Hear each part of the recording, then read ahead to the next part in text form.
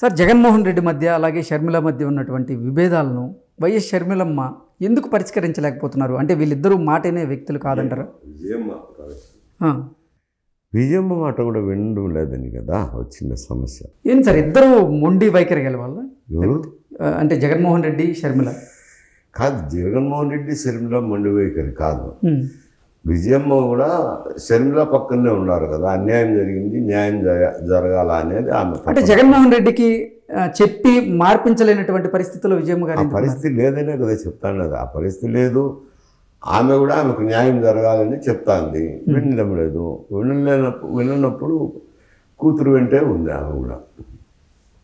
Okay sir, వైఎస్ఆర్సీపీకి సంబంధించినటువంటి ఎమ్మెల్యేలందరూ కూడా పార్టీకి ఒక్కొక్కరుగా దూరం అవుతూ వస్తున్నారు. ఇప్పటికే కృష్ణా, గుంటూరు, ప్రకాశం, నెల్లూరు జిల్లాలకు సంబంధించినటువంటి కొంతమంది నేతలు వైసీపీని వీడి టీడీపీకి చేరువవుతున్నారు. అలాగే అసలు రాష్ట్ర వ్యాప్తంగా ఉన్నటువంటి అన్ని జిల్లాల నుంచి కూడా వైసీపీకి సంబంధించినటువంటి కొంతమంది ఎమ్మెల్యేలు వైఎస్ఆర్సీపీని వీడి టీడీపీ తీర్థం పుచ్చుకునేందుకు రెడీ అవుతున్నారు. ఏంటి సార్ కారణం ఏంటి? చెప్తున్నాను కదా, అసంతృప్తి ఉంది, పార్టీ గెలుస్తుందనే నమ్మకం లేదు.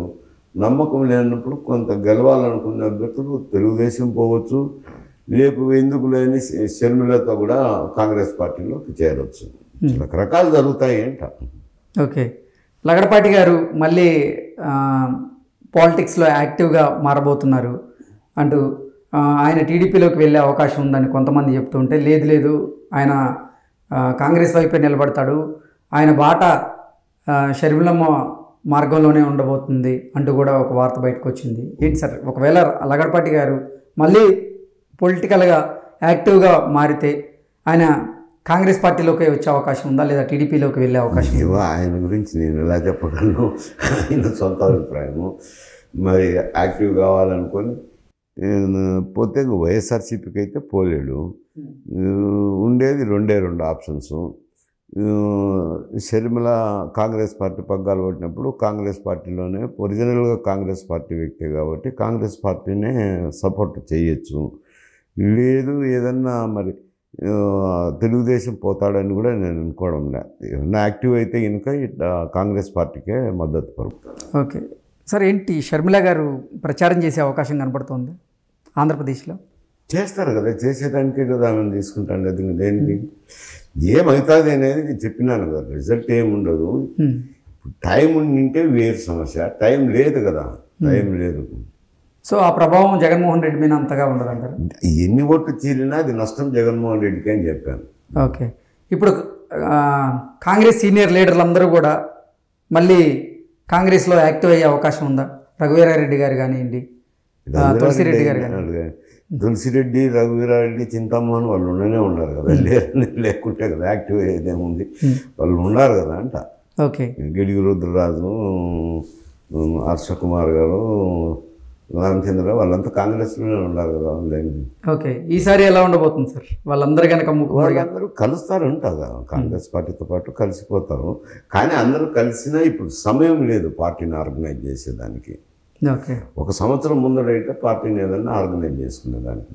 ఓకే సార్, ఆంధ్రప్రదేశ్లో టీడీపీ జనసేన కూటమి రానున్న ఎన్నికల్లో ఎన్ని ఎంపీ స్థానాలను గెలవబోతోంది? ఇప్పుడు శాసనసభ స్థానాలను బట్టే లోక్సభ స్థానాలు కూడా ఉంటాయి. ఎందుకంటే రెండు కలిపి వస్తుంటాయి, వేరే రావటం లేదు. కలిపి వచ్చినప్పుడు దాదాపు శాసనసభలో వచ్చిన ఎన్నికల ఫలితాలే లోక్సభ ఎన్నికల ఫలితాలు కూడా దగ్గరగా ఉంటాయి, సమీపంగానే ఉంటాయి. ఓకే, సో సార్ తెలంగాణ రాష్ట్రానికి వద్దాం. ఇప్పటికే కాంగ్రెస్ పార్టీ తెలంగాణలో అధికారంలోకి వచ్చి 1 month అయింది. వచ్చే ముందేమో మేము 6 గ్యారంటీలకి మాది గ్యారంటీ అంటూ రేవంత్ రెడ్డి గారు అందరికీ కూడా చెప్పడం జరిగింది.